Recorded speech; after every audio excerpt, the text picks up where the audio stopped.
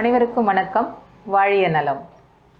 இந்த பதிவு துலா ராசியில் பிறந்தவங்களுக்கான ரெமிடிஸ் என்னங்கிறத பார்க்குறோம். இதுக்கு முன்னாடி இவங்களுக்கு என்ன துலா ராசிக்கு இப்போ என்ன தோஷங்கள் இருக்குது, எந்த கிரகங்கள் இவங்களுக்கு நெகட்டிவிட்டி கொடுக்குது, அதை எப்படி நம்ம பாசிட்டிவாக மாற்றிக்கலாம் அப்படிங்கிறத பற்றி தான் நம்ம பார்க்க போகிறோம். இந்த துலா ராசிக்கு 6ஆம் பாவகத்தில் சனி இருக்கார். 6ஆம் பாவகம் அப்படிங்கிறது ரணருண சத்ருஸ்தானம் இல்லையா? அப்போ என்ன அப்படின்னா, இது பெரிய அளவில் துளாராசியை பாதிக்குமா அப்படின்னு சொன்னால் பெரிய அளவில் பாதிப்புகள் இல்லை. அதே மாதிரி 9ஆம் பாவகத்தில் குரு இருக்கார். நல்ல பாக்கியஸ்தானத்தில் குரு இருக்கார். அவரும் எந்த தீமையும் செய்யலை. 11ஆம் பாவகத்தில் கேது உட்காந்துருக்கார். 11ஆம் பாவக கேது அப்படிங்கிறது சரராசிக்கு பாதகஸ்தானமாக இருந்தாலும் கூட அந்த கேது லாபஸ்தானத்தில் இருக்கிறதுனால திடீர் பண வரவுகளை கொடுப்பார், ஞானத்தை கொடுப்பார், நிறைய ஆன்மீக யாத்திரைகளை கொடுக்கக்கூடிய தன்மையில் தான் இருக்கார் இப்போது இந்த பீரியடில். அப்போது 5ஆம் பாவகத்தில் மட்டும் ராகு இருக்குது. என்ன அப்படின்னா, ஒரு பெரிய கோயில்களுக்கு போகணும் அப்படின்னு நினச்சிட்டே இருப்போம், அது நடக்காது. ஒரு பெரிய அமௌண்ட் வரணும், ஒரு பெரிய பிஸ்னஸ் கிளிக் ஆகணும்னு நினச்சிட்டு இருப்போம், அது தடை தாமதங்களாகவே இருக்கும். ஒரு கடல் கடந்து செல்லக்கூடிய ஒரு எதிர்பார்ப்புகள் இருந்துகிட்ருக்கு, நம்மளுக்கு வெளிநாடுகள்லேருந்து ஒரு நல்ல நியூஸ் வரணும் அப்படின்னா அது உடனே வராது. வேலை இல்லாமல் இருந்து வேலை வாய்ப்புகளை தேடிக்கிட்டு இருக்கோம் அப்படின்னு சொல்லும்போது இந்த 5ஆம் பாவக ராகு நம்ம நினைச்ச மாதிரியான விஷயங்களை கொடுக்க மாட்டார். 6ஆம் பாவத்தில் சனி இருக்கும்போது என்னென்னா, அந்த வேலை வாய்ப்புகளை தட்டி விடுவார் அல்லது போஸ்ட்போன் பண்ணி விடுவார். அப்போ இது ஒர்க் ஓரியன்டான ஆட்களுக்கு. தொழில் சார்ந்த விஷயங்களுக்கு என்ன அப்படின்னு பார்த்தீங்கன்னா, நம்மளுக்கு சப்போர்ட் பண்ணக்கூடிய ஒர்க்கர்ஸு, லேபரு, ஸ்டாஃபுங்க இவங்களுடைய சப்போர்ட் நம்மளுக்கு கிடைக்காது. நம்ம சொல்கிறத ரீச் பண்ணி அதை அப்படியே சக்ஸஸ்ஃபுல்லாக செஞ்சு தர மாட்டாங்க. அப்போ என்னென்னா, அந்த இடத்துல சுணக்கங்கள் ஏற்படும்.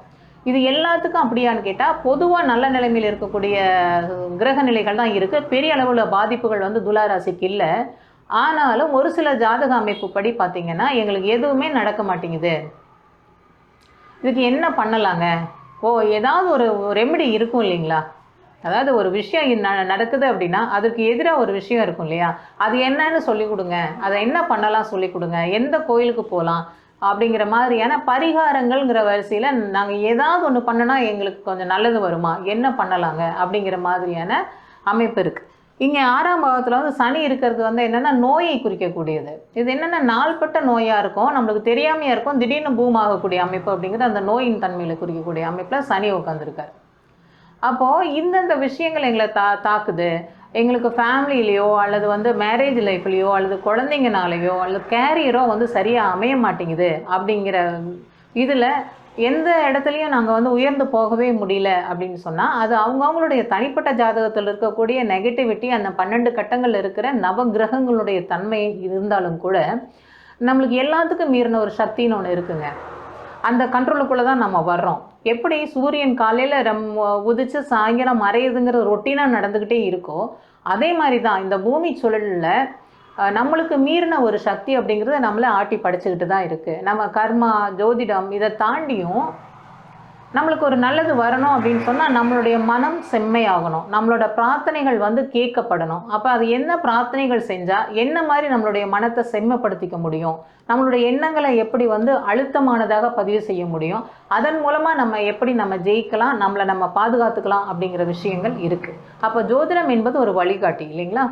அப்போ இந்த வழிகாட்டுதல் எதை நோக்கி போகுது? ஜோதிடம், கிரகங்கள், அதனுடைய ப்ரெடிக்ஷனுங்கிறது தனி, ஆன்மீகம், இறை வழிபாடு அப்படிங்கிறது தனி. இது ரெண்டையும் போட்டு கன்ஃபியூஸ் பண்ணிக்கக்கூடாது.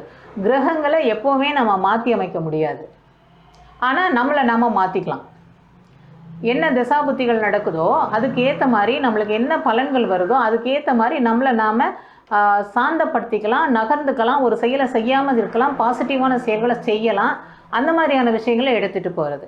இப்போது இறை வழிபாடு சார்ந்து அப்படின்னு சொல்லி பார்க்கும்போது 5ஆம் பாவத்தில் ராகு உட்காந்துருக்கார் இல்லையா? அப்போ அம்மன், ஆக்ரோஷமான அம்மன் வழிபாடுகள் அப்படிங்கிறது உங்களுக்கு நல்ல பலன்களை கொடுக்கக்கூடியதாக இருக்கும். துர்கை, வனபத்ரகாளி இந்த மாதிரியான கோவில்களுக்கு போயிட்டு வர்றது ரொம்ப நல்லது. இதில் மெயினாக துளாராசிக்கு அதிபதி சுக்கிரனுங்க. சுக்கிரன் அப்படிங்கிறது ஆண் ராசி. அப்போது இவங்களுக்கு அதாவது சுக்கிரன் அப்படிங்கிறது துளாராசிக்கு நேரு 8வது ராசியுமே சுக்கிரனுடைய வீடு தான். ஆனால் 9ஆம் பாவம் அப்படிங்கிறது புதன் அப்படின்னு சொல்லும்போது என்ன அப்படின்னா, அதாவது மனைவியுடன் கூடிய பெருமாள், சிங்கிளாக நிற்கிற பெருமாள் இல்லை. அப்போது மனைவியுடன் கூடிய பெருமாள் அப்படிங்கிற கோவில்களுக்கு சென்று வருதல் அப்படிங்கிறது வந்து ரொம்ப சிறப்பை தரக்கூடியதாக இருக்கும். அதே மாதிரி குங்கும அர்ச்சனை பண்ணுங்கள். எக்கனாமிக்கலான பிரச்சனைகள் அப்படிங்கிறது வந்து மாறும். அதை வெள்ளிக்கிழமை பண்ணுங்கள். இதில் இன்னொரு விஷயம் என்ன அப்படின்னா, ஸ்ரீரங்க பெருமாளை தரிசனம் பண்ணுறது வந்து மாதம் ஒரு பக்கத்தில் இருந்துச்சுன்னா மாதம் ஒரு தடவை போங்க. கொஞ்சம் டிஸ்டன்ஸில் இருக்கீங்கன்னா வருஷம் ஒரு தடவை போங்க. இதை வந்து ரெகுலராக பண்ணிட்டு வாங்க. இது எல்லாத்தையும் தாண்டி உங்களுடைய குலதெய்வ வழிபாடு அப்படிங்கிறது ரொம்ப முக்கியம். அதை ஒவ்வொரு மாதமும் ஆண் தெய்வமாக இருந்தால் அமாவாசை அன்னைக்கும், பெண் தெய்வமாக இருந்தால் பௌர்ணமி அன்னைக்கும் வழிபாடு செஞ்சுட்டு வர்றது வந்து மிகச்சிறந்த சிறப்புகளை தரக்கூடியதாக இருக்கும். இந்த துலா ராசிக்காரங்களுக்கு அது ஜட்ஜ்மெண்ட் இல்லையா, தனக்கு தெரியும் இது இந்த பக்கமும் கரெக்டாக இருக்கணும் அப்படின்னு. அப்போ இந்த துலா ராசியில் தான் வந்து சனி பகவான் உச்சமடைகிறார். அப்போ சனி பகவான் என்னன்னா நீதிமான், எதை பற்றி யோசிக்க மாட்டார். உனக்கு என்ன நடக்கணுமோ அது நடக்கும். எச்சோ கம்மியோ நீ பண்ணினா தண்டனை கிடைக்கும், நல்லது பண்ணால் நல்லது கிடைக்கும், கெடுதல் பண்ணினா தயவுதாட்சணியமே இல்லாமல் கெடுதல்கள் நடக்கும் அப்படிங்கிற அந்த துலாக்கோலை கொண்டிருக்கார். அப்போது இது வந்து என்னென்னா, ஒரு நோய் நொடிகள் வந்துடுச்சு, நம்மளுக்கு ஒரு பெரிய நஷ்டம் வந்துடுச்சு, மீண்டு வரணும் அப்படின்னு சொல்லும்போது துலாபாரம் அப்படிங்கிறது வந்து இந்த துலாக்கோல் இல்லையா, துலாபாரம் கொடுக்கறது. தன்னுடைய எடைக்கு இந்த பூமி வந்து நம்மளை தாங்குது இல்லையா, நம்மளோட உடலை வந்து தாங்கி நிற்கிது இல்லையா, அந்த எடை ஏதாவது ஒரு பொருளை வந்து தானமாக கொடுக்கறது அப்படிங்கிறது வந்து சிறப்பை தரக்கூடியதாக இருக்கும். சுக்கிரன்னா இனிப்பு. அப்போது சர்க்கரை பொங்கல் வைத்து நைவேத்தியமாக அல்லது அன்னதானமாக கொடுத்தல் அப்படிங்கிறதும் வந்து இந்த துலாராசிக்காரங்களுக்கான சிறப்பான பரிகாரம். துலாராசிக்கு வந்து ரொம்ப முக்கியமான ஒரு குவாலிட்டி இருக்குங்க. அவங்க அந்த சாமி பூஜை ரூமை வந்து அலங்காரம் பண்ணாங்கன்னா அவ்வளோ அழகாக இருக்கும், அவ்வளோ நேர்த்தியாக இருக்கும். அந்த ஆத்மார்த்தமாக செய்கிறதுன்னு ஒன்று இருக்கு இல்லையா, அது ரொம்ப சிறப்பாக இருக்கும். இதில் என்ன அப்படின்னா, ஒரு சனி திசையை மீட் பண்ணுறவங்க அல்லது ராகு திசையை மீட் பண்ணுறவங்களுக்கு அதில் நாட்டம் இல்லாமல் போகுமே தவிர, அந்த விஷயத்தை எடுத்து செய்யும்போது அதில் மிகப்பெரிய அளவில் அந்த தெய்வீகத்தையே கொண்டு வந்துடுவாங்க. இந்த தன்மை வந்து அந்த துலாராசிக்கு இருக்குது.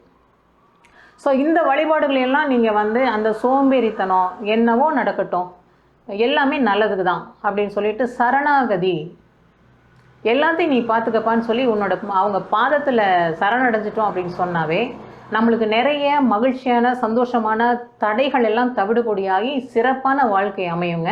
இந்த விஷயங்களை நீங்கள் ஃபாலோ பண்ணுங்கள். துலாராசிக்காரங்க எப்பவும் நேர்த்தியானவங்க, சுத்தமத்தமானவங்க, நேர்மையானவங்க, யாருக்கும் தீங்கு நினைக்காதவங்க.